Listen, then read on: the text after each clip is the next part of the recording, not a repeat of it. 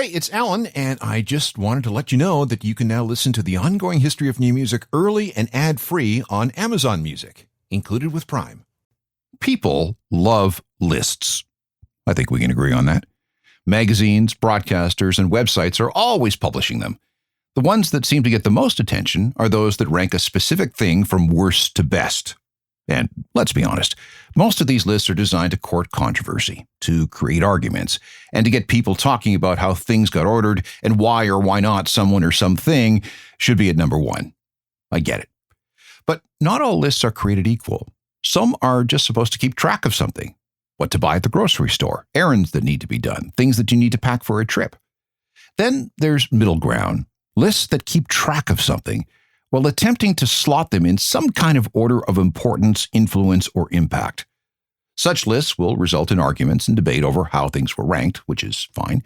But the primary purpose of such a list is an attempt to remember what happened and what was more important to remember over something else. We're already 25% of the way through the 21st century, and with the pace of life and the news cycle, it's harder and harder to keep up with what happened this week, let alone the last quarter century. And that's why, every once in a while, it's important to stop, take a breath, look around, and try to remember what happened. And once we account for that, we can get a better idea of why we've ended up where we are, the advances we've seen, the mistakes we've made, and the happy and unhappy accidents that have occurred. And maybe, just maybe, if we know all this and review everything from time to time, we can figure out where we're going. This is part of one of those lists. It's Chapter 5 of the 100 Greatest Rock Moments of the Millennium, so far. This is the Ongoing History of New Music podcast with Alan Cross. Hi again, I'm Alan Cross, and welcome to the fifth installment of our look at the 100 greatest moments, events, things, and people who, in retrospect, have changed and guided the course of music history over the last 25 years. Keep in mind that this is my list, based on my experience being immersed in the music industry for decades. If you were to make your own list, it might look quite different because while interpreting history is supposed to be a fairly objective discipline, it can also be extremely subjective. So in other words, your view of history may not be the same as mine. Regardless, though, we should discuss things. This time we'll look at items number 60 to 51. And at number 60, I have the rise of podcasting. This is something that would have never been born had it not been for the invention of the MP3 in the late 1980s. We also have to consider the public adoption of the internet in the 90s, experiments by radio when it came to things like streaming and on-demand audio, and the introduction of personal audio devices like the iPod. In 2000, a software developer named Dave Weiner came up with a way to attach audio files to a format for sharing online content called Real Simple Syndication, or RSS for short. Basically, this allows users to receive some kind of content directly without having to visit a website. In 2004, a journalist named Ben Hammersley wrote an article for the Guardian newspaper in the UK, in which he used the word podcasting. He combined Apple's iPod with broadcasting. Podcasts weren't limited to iPods, of course, but at the time, Apple was really pushing the format. By 2005, the number of podcasts was growing by the day. And when Apple added podcast support to iTunes, things really blew up, especially as the software and the gear required to create a podcast got more powerful, easier to use, and cheaper. It wasn't long before virtually everyone could become a podcaster. Use cases skyrocketed. There was a niche for everyone. Interested in dissecting every episode of The Sopranos? Want the latest in gossip? Fascinated by the wild world of knitting?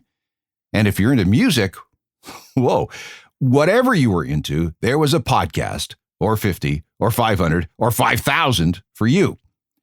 Things continued to boom through the 2010s, thanks to smartphones, platforms like Spotify and YouTube jumping on board, and the recognition by corporations and companies that podcasts are, in fact, a very useful and powerful communications tool. The pandemic helped. A lot of people listened to not just podcasts during the lockdown, but also fired up their own. New forms of monetization were introduced, and the technology just kept getting better, easier to use, and cheaper. Today, podcasting has gone a long way towards democratizing media. Anyone with a microphone, a laptop, and an internet connection can be a podcaster. And today, it's a multi-billion-dollar business. It has joined the big boys of radio, TV, and movies. Now, I don't exactly agree with a lot of the sentiments in this song by Cruisebox, but it's still one of the very, very few songs written about podcasts, which is strange because I thought there'd be more by now. I heard it on a podcast. Rockin' radio, you want it, you got it. Just download it and pod it on a podcast. No one's gonna stop you. Tell the FCC to stick it, kick it. The revolution is on. Number 60 on the list of the 100 greatest rock moments of the millennium so far, the rise of podcasting. For item 59, it's a happy accident that turned into one of the great anthems of the century. On January 29th, 2002, the White Stripes were sound-checking for a gig at the Corner Hotel in Melbourne, Australia. Jack White came up with a 7-note riff, which he thought sounded cool, so he played it over and over and over again. He later played it to Ben Swank, who worked at Third Man Records, the Stripes label. "Nah," he said, "you can do better. And the rhythm isn't even that good." So Jack put it aside, hoping, and this is true, that one day he would be asked to do a James Bond theme, and maybe this riff could be incorporated somehow. But then he gave his head a shake. No one's ever going to let me do a Bond theme. I might as well just find a way to use this for a White Stripes song. So he did. A year later, the White Stripes were in England, working at a primitive analog studio called Toe Rag. By this time, the riff had grown into what Jack had called a little experiment. It was kind of cool, but it didn't have a chorus. He didn't even have a complete set of lyrics. In fact, all that existed was a working title. Eventually, though, he came up with something. The placeholder title stuck, the song was completed, added to the Elephant album, and released as a single. It blew up on radio. The video gained all kinds of traction. Critics went nuts over the song. It then won a Grammy for Best Rock Song and was also nominated for Best Rock Performance. And since then, it's not only become recognized as the White Stripes' most popular song, but it's also become one of the biggest sports anthems on the planet. Plus, it's been adopted by political movements around the world, ranging from a UK general election to protests in Israel. And if you haven't figured it out by now, the song is Seven Nation Army. And a message coming from my eyes says leave it alone.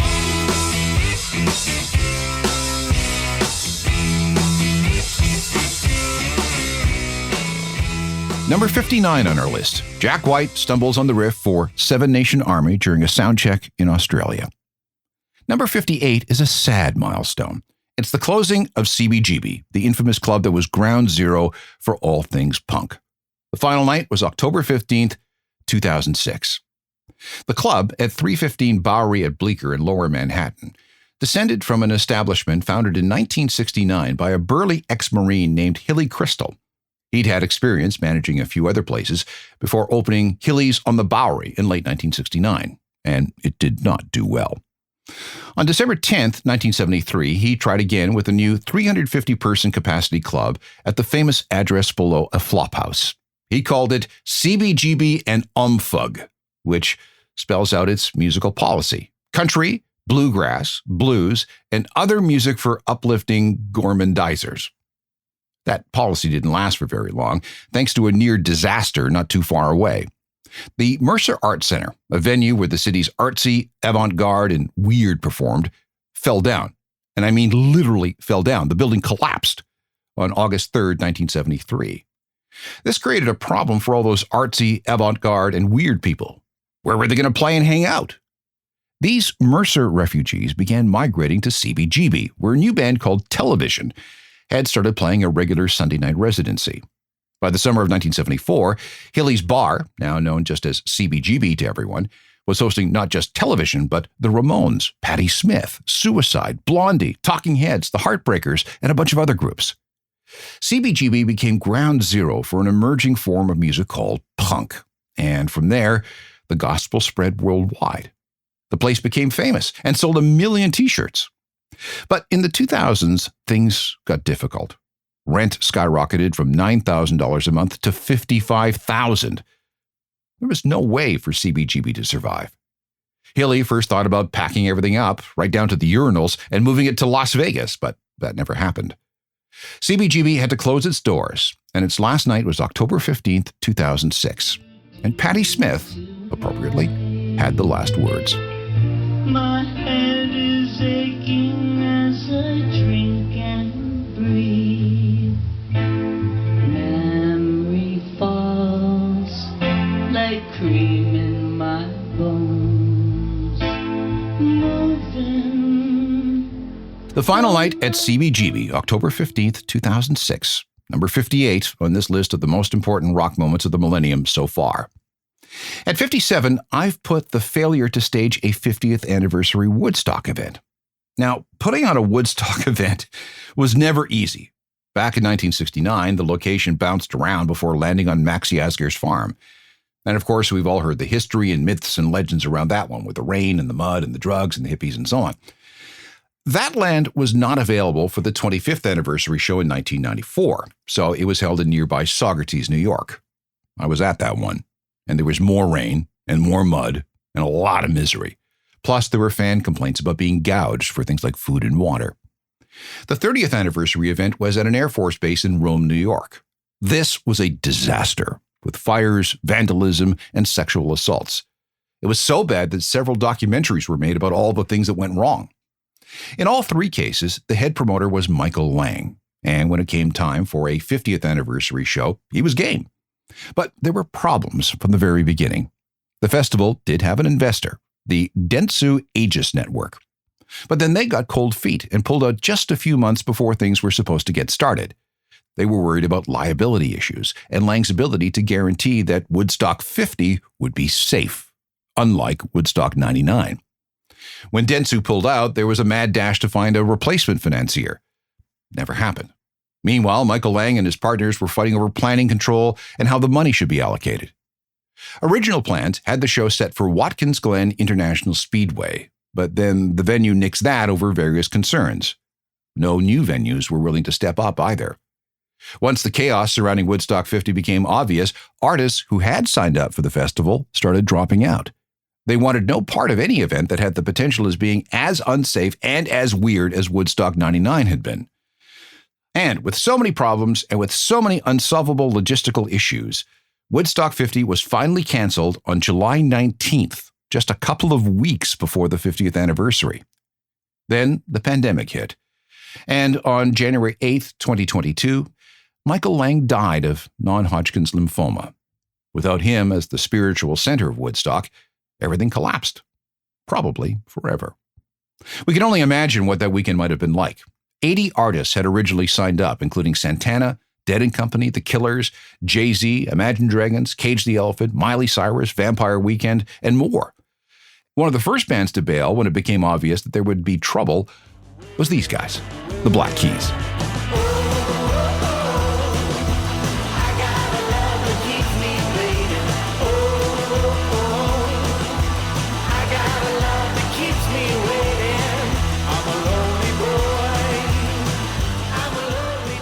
The Black Keys, once part of the lineup for Woodstock 50, the 50th anniversary of Woodstock that did not happen.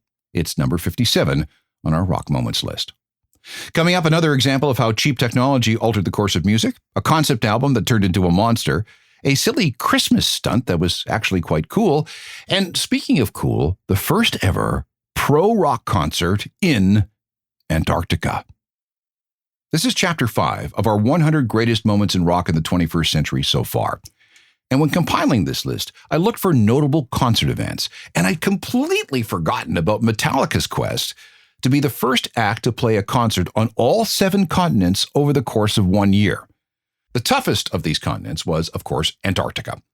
But on December 8th, 2011, Metallica made it happen. They're one of the few artists with the money and the ability to do something like this. They also enlisted Coke Zero to act as a sponsor. The gig took place at Carlini Station, an Argentine base on King George Island on that arm of Antarctica that sticks out towards Argentina. Maximum population? About 80. It's also located next to a colony of 16,000 penguins. In December, the Antarctic summer, the average daily temperature is about 0 Celsius. Metallica first flew into southern Argentina and then flew to Marambio Base in Antarctica and then sailing to Carlini. A special dome was constructed and the band played a short set for some contest winners, scientists, the penguins, and about 650 sea lions. They did it without a PA too, because they were worried about what loud metal might do to the environment.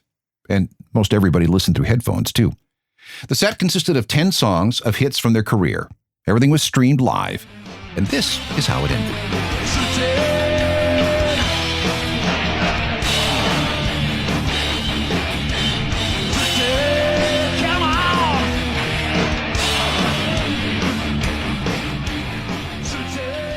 Number 56 on our list of the 100 greatest moments in rock in the 21st century so far, Metallica's concert in Antarctica in 2011, making them the first and only band, I think, to perform on all 7 continents in the course of 12 months. I've got the release of Green Day's American Idiot album at number 55. This was one of the great career comebacks of the last 40 years. Green Day was all but done by the end of the 1990s, and it appeared that they had played out their string. In desperation, their record label released a greatest hits record in hopes of rekindling some interest. And then Green Day went out on tour with Blink-182, a band that was on the ascendant. That seemed to work, and work started on a new album entitled Cigarettes and Valentines.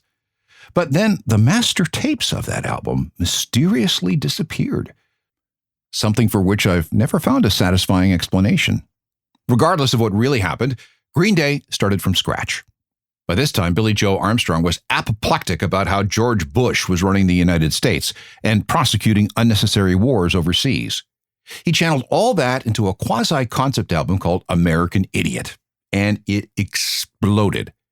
Half a dozen singles were taken from the record, and when the dust cleared, it had sold 23 million copies worldwide, second only to their Dookie album. It was also a critical success. It won a couple of Grammys, a Juno, an MTV Europe Music Award, a Brit Award, and more. It also spun off a successful stage musical that toured the world. There was a documentary called Heart Like a Hand Grenade, and if Billy Joe has his way, one day there will be a movie. American Idiot was a global event, a cultural touchstone, and one of the last rock albums that we'll ever see sell in these numbers. Welcome to a new kind of tension all across the alien nation, where everything is meant to be okay. Television dreams of tomorrow, we're not the ones that meant to follow. The release of Green Day's American Idiot at number 55 on our list. At 54, it's the revenge of Rage Against the Machine, or at least their fans enjoying some revenge. You may know that the Brits have been betting on which song will finish at number 1 on the singles charts on the last chart issued before Christmas. This is a tradition that goes back to the 1950s. It's a silly thing, really, but the whole country gets wrapped up in the frenzy. But things had gotten stale and predictable in the aughts. The top songs inevitably ended up being something from one of those TV talent shows or some kind of novelty track. There hadn't been a genuine rock song to finish at number 1 since the reissue of Queen's Bohemian Rhapsody in 1991. The pop and novelty streak had to end. So, music fans took up the cause. A grassroots campaign began, started by a fan from Essex, and a single Facebook page. Could enough Britons be convinced to buy and or download a copy of Rage Against the Machine's Killing in the Name to keep another song out of the top spot at Christmas? In this case, the enemy was a track called The Climb by Joe McElderry, a winner on the TV show X Factor. When Rage found out about this, they vowed to play a free show in the UK if the campaign was successful, and that was enough to put it over the top. Killing in the Name ended up beating out The Climb by 50,000 downloads. And this was the first time in the history of this weird competition that downloads tipped the scales. And the number of Rage downloads set a record for the most ever seen in a week. As we barreled towards that final chart day, Rage appeared on BBC 5, the network's news channel, and they played the song with the correct lyrics, which was a surprise to the Beeb. And then, 3 days later, as specified by tradition, the number 1 song was dutifully played on the BBC. Rage played their free show, and they donated all royalties to homeless charities. We never do what they told ya. Those who died are justified. But wearing the badge ain't the chosen white. You're justified. Those that died, but wearing the badge ain't the chosen white. Those who died are justified. But wearing the badge ain't the chosen white. You're justified. Item number 53 on our list is the spread of cheap and powerful home recording gear. For decades, the only way to record music for the world was to rent an expensive recording studio. Oh, sure, you could build your own studio at home, but that was extremely costly and very complicated. Options were available. Bruce Springsteen recorded his entire Nebraska album throughout 1981 and 1982 on a portable 4-track cassette unit. But as home computers, and especially laptops, became more powerful, music making software has become cheaper to use, and making music at home has exploded. Indie artists were able to create music on a limited budget, and there were no time restrictions, meaning that artists had time to experiment without racking up huge studio bills. Much of this material was found to be heartfelt and authentic, attracting fans to artists who took this approach. And the number of genres related to this new technology multiplied. More lo-fi, something called bedroom pop, a resurgence in sounds like shoegaze, new flavors of hip-hop. Imperfections and a lack of slickness were welcome in all these genres, and artists found new ways to create new sounds by embracing the limitations of their gear. Indie labels loved this. Without huge studio overheads and production costs, they could afford to take a chance on more indie artists. Even the major labels started to take notice of what could be done in a bedroom or a basement or a garage. Plenty of records began their life on laptops using GarageBand, Logic, Audacity, the free edition of Pro Tools, and a bunch of other digital audio workstation programs. One guy who was all over this was from Ariel's Pink Haunted Graffiti, the project of singer Ariel Rosenberg. He built his fan base going lo-fi with his home-recorded albums. This is probably his most popular song. It's from 2010 and is called Round and Round.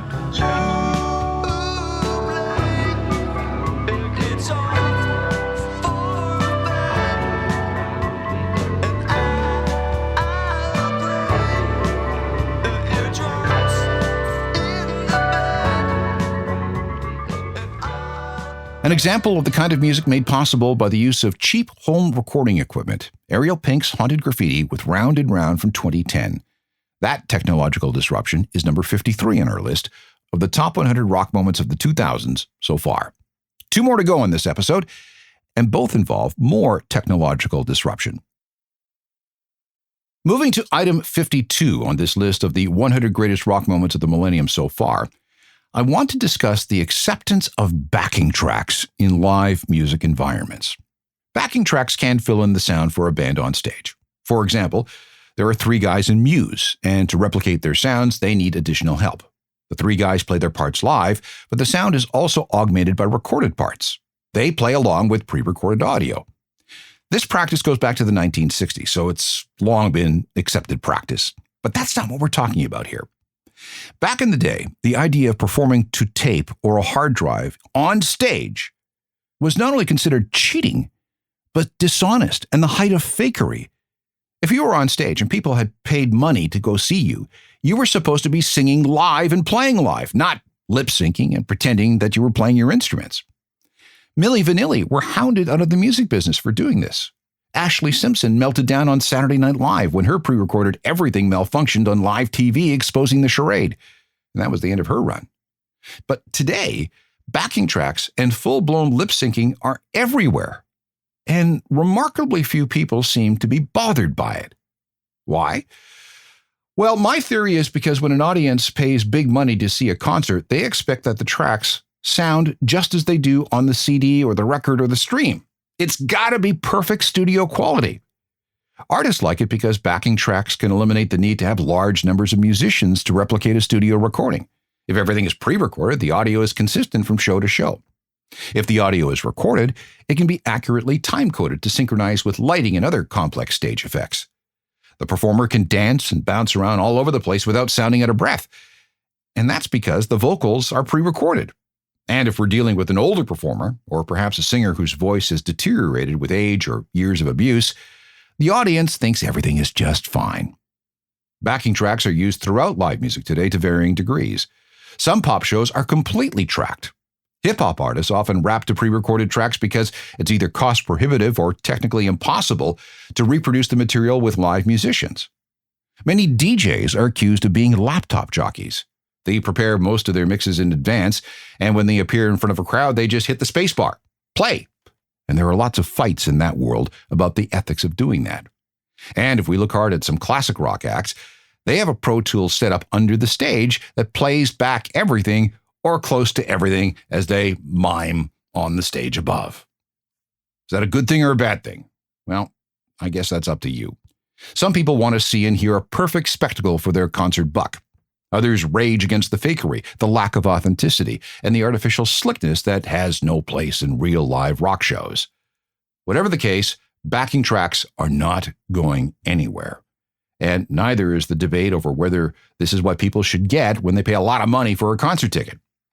When the Foo Fighters step on stage, they are 100% live. Remember when they poked fun at Taylor Swift for using pre-recorded bits in her shows? In June 2024, the Foos were playing London Stadium. We like to call our tour the Errors Tour, as in mistakes. We've had more than a few eras, and even more than a few effing errors. That's because we actually play live.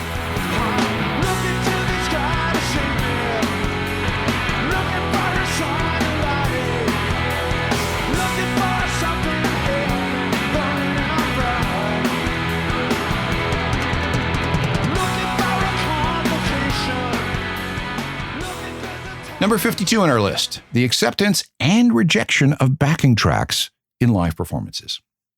Time to wrap things up with item number 51, and it's another piece of technology that people either love or hate. Yes, it's autotune.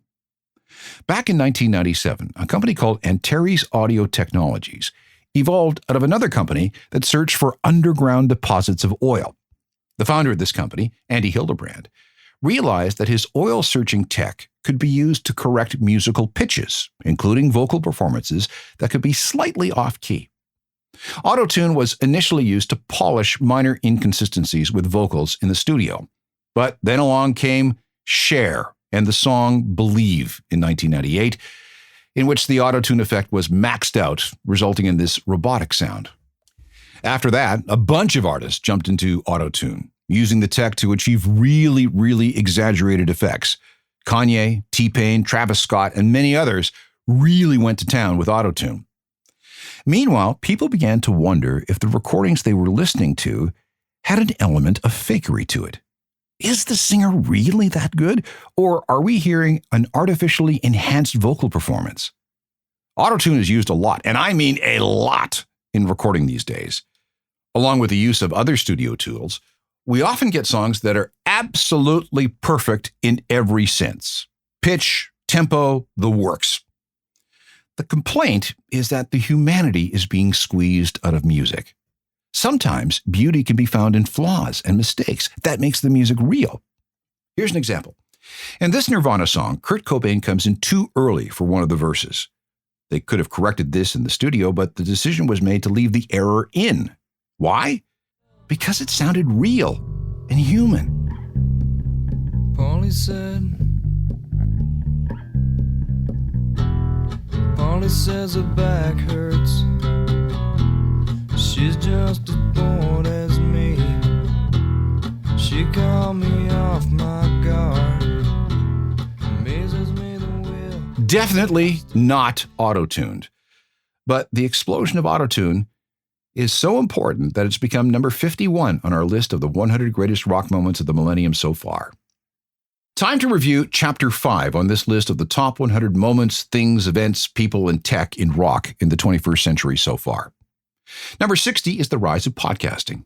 At 59, it's Jack White's accidental discovery of the Seven Nation Army riff at a sound check in Australia. Then we have the closing of the legendary CBGB at 58. 57 was the utter failure of the attempt to stage a 50th anniversary Woodstock festival. And at 56, it's Metallica playing a gig in Antarctica. Then we move to the release of Green Day's American Idiot at 55, one of the most important rock albums so far this century. Rage Against the Machine getting their British #1 at Christmas was 54. The explosion of home recording gear is at 53. Wide acceptance and use of backing tracks in concerts was 52. And at 51, it's the use and impact of auto-tune software everywhere. We're halfway to number 1. And next time, we'll look at a stage collapse disaster, bots and concert tickets, and sadly, a couple of high-profile deaths. Meanwhile, you can get all caught up with all the chapters in this series by downloading the podcasts. And feel free to get back to me with what you think of the list so far. Use Alan at alancross.ca. Music news and recommendations every single day at my website, ajournalofmusicalthings.com. Get the daily newsletter. It's free. And we can also meet up on most of the social media platforms. Back next time with Top 100 Rock Moments 50 through 41. Technical productions by Rob Johnston. I'm Alan Cross.